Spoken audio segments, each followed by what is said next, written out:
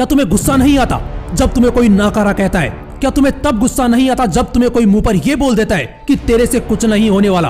क्या तब तुम्हें गुस्सा नहीं आता जब सबके सामने टीचर तुम्हें ताने मारता है? क्या तब तुम्हें गुस्सा नहीं आता जब घर वालों से दिन में बार बार डांट पड़ती है? कुछ लोग जवानी की एज में भी माँ बाप के पैसों पर जीते हैं। क्या उन्हें गुस्सा नहीं आता ये सोचकर कि वो इतने निकम्मे हैं कि खुद का खर्चा तक नहीं उठा सकते? क्या तुम्हें तब गुस्सा नहीं आता जब तुम्हारे घर में पैसों की किल्लत होती है? आता है ना, बहुत गुस्सा आता है। क्या करते हो फिर तुम? अगर किसी ने कुछ गलत बोल दिया तो बस उससे झगड़ा कर लेते हो। माँ बाप ने डांट दिया तो घर छोड़कर चले जाने का सोच लेते हो। जिंदगी ने पछाड़ दिया तो भगवान को दोष देते हो, किस्मत को दोष देते हो। इन सब में तुम सबको गलत ही ठहराते हो। पर क्या एक बार भी खुद के अंदर झांक कर देखते हो?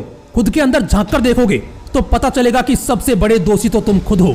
हर चीज के, हर हालात के, हर गलती के जिम्मेदार तुम हो। अरे बनोगे तो खुद के लिए और बिगड़ोगे तो खुद के लिए।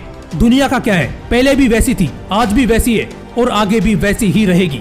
अगर तुम अपनी जिंदगी में कुछ नहीं उखाड़ पाए तो तुम्हें कोई उखाड़ फेंकेगा। यहाँ मुंह पर राम और बगल में छुरी रखने वालों की कमी नहीं है। ये जिंदगी एक रेस है। एक कदम भी अगर लड़खड़ाए तो तुम्हें पीछे घसीटकर आगे बढ़ने वालों की कमी नहीं है। गुस्सा आता है तो उसे बचाओ।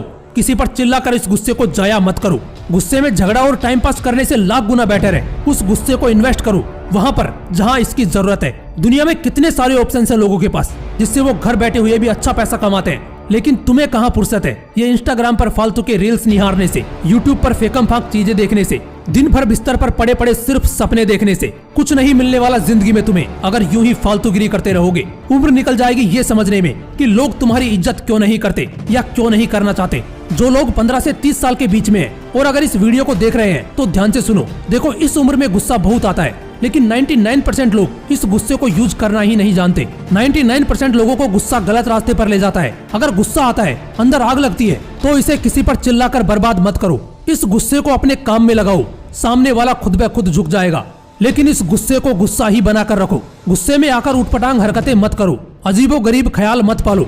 अगर कोई ये कहता है कि तेरे से नहीं हो पाएगा तो उस वक्त उस पर मत चिल्लाओ, क्योंकि ये वक्त नहीं है इस कमबख्त से बहस करने का। गुस्से को जाया मत करो, उसे अपनी मेहनत में लगाओ।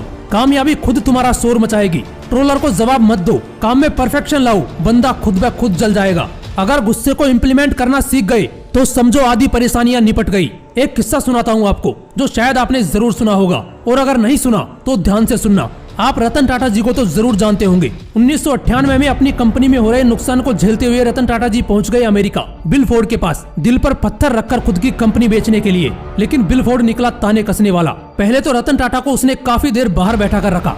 जब रतन टाटा केबिन में गए और बिल फोर्ड से अपनी कंपनी खरीदने की रिक्वेस्ट की तो उसने कहा, ये कंपनी खरीदकर मैं तुम पर एहसान कर रहा हूँ। बिल फोर्ड के इस व्यवहार से रतन टाटा को बहुत गुस्सा आया, लेकिन वो बिना कुछ कहे और बिना अपनी कंपनी को बेचे वापस इंडिया आ गए और इतनी मेहनत की कि 2008 में ठीक 10 साल बाद ये कहानी वापस दोहराई गई। बस फर्क सिर्फ इतना था कि इस बार कैरेक्टर अलग था।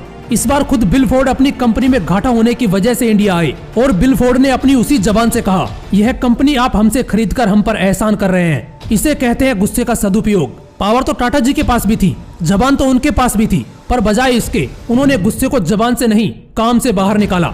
यही तुम्हें भी करना है। कोई अगर ताने कसे तो उसे पेपर पर लिख लो, और जब ट्वीट करने का मन करे तो उस पेपर की तरफ देख लो। अपनी औकात ऐसी बनाओ कि किसी की औकात नहीं हो जो तुम्हें उंगली दिखा पाए। इसलिए गुस्से में जो एक्स्ट्रा एनर्जी शरीर में प्रवेश करती है उसे वेस्ट नहीं, इन्वेस्ट करो। जिंदगी बदलना अपने आप शुरू हो जाएगी। फिर मिलते हैं नेक्स्ट वीडियो में एक नए मोटिवेशन के साथ।